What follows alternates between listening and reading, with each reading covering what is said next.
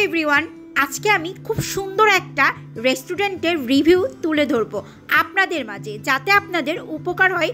কক্সবাজারে ঘুরতে গেলে যারা মেরিন ড্রাইভের ওই সাইডটায় ঘুরতে যান, লাঞ্চ করতে চান বা মেরিন ড্রাইভের সাইডে থাকতে চান, তাদের জন্য স্যালমন রেস্টুরেন্টটা সবসময় বেস্ট হবে। আমরা যতবারই মেরিন ড্রাইভের এই সাইডটাই ছিলাম, ততবারই আমাদের দুপুরের লাঞ্চটা বরাবরই করা হয়েছে পালঙ্কি রেস্টুরেন্ট থেকে। তবে এবার আমাদের চিন্তা আর ধারণাটা ছিল একটু অন্যরকম। যেহেতু বাবা মার বিবাহবার্ষিক, সো সেই উপলক্ষে চাচ্ছিলাম এমন একটা রেস্টুরেন্টে যাব যেখানে অনেক পিকচার্স ভিডিও তুলে ক্যাপচার করে রেখে দিতে পারি স্মৃতি হিসাবে, যাতে সারা জীবন এটা তুলে ধরে দেখতে পারি যে এত সুন্দর একটা জায়গায় বাবা মাকে নিয়ে বাবা মার বিবাহবার্ষিক উপলক্ষে গিয়েছিলাম। তবে বাবার পছন্দটা দেখলাম স্যালমন রেস্টুরেন্টে ছিল, সো সবার পছন্দের তালিকায় দেখলাম স্যালমনের ভোটটা বেশি পড়েছে, তাই চলে গিয়েছিলাম আমরা এই স্যালমন রেস্টুরেন্টে। এই স্যালমন রেস্টুরেন্টটা পালঙ্কি রেস্টুরেন্টের আরেকটু সামনে, মানে হাতে 5 থেকে 10 মিনিট লাগবে এরকম রাস্তা। তবে মেরিন ড্রাইভের সাইডে পড়ছে এবং অনেক সুন্দর, ওনাদের নিচতলা এবং 2 তলা মিলে খুবই বড় একটা রেস্টুরেন্ট। এদিকে আমরা রেসর্টে বসেই প্ল্যান করে নিয়েছিলাম আমরা কে কি খাওয়া দাওয়া করব আজকে দুপুরবেলা। এই জন্যই বাবা মাকে বললাম তোমরা একটু আগে উঠে যেই অর্ডারটা করে ফেলো।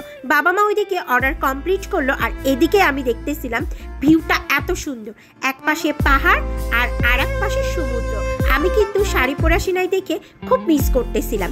এই বিকাল টাইমটায় এই 2 তলার পরে বসে বসে কফি খেতে খেতে কিন্তু একেবারে কক্সবাজারের সানসেট ভিউটা উপভোগ করা যাবে।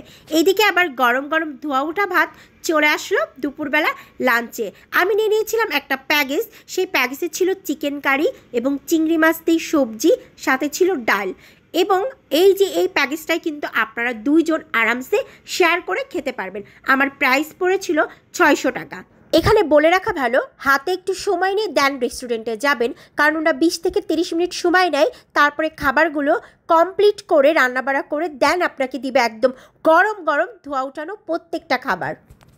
যেহেতু এখানে এক একজনের পছন্দ এক এক রকমের তালিকায় ছিল, তার জন্য আমাদের ফ্যামিলির সবাই আমরা এক এক রকম খাবার দাবার নিয়েছিলাম। যেমন আমি আর আমার ছোটো ভাগ্নি চিকেনটা পছন্দ করি, তাই চিকেনের প্যাকেজ নিয়েছিলাম। আমার বড় ভাগ্নি নিয়েছিল সুরমা মাছের প্যাকেজ, আমার বাবা নিয়েছিল বিফ, এবং আমার আম্মু নিয়েছিল একটা সুরমা মাছের প্যাকেজ।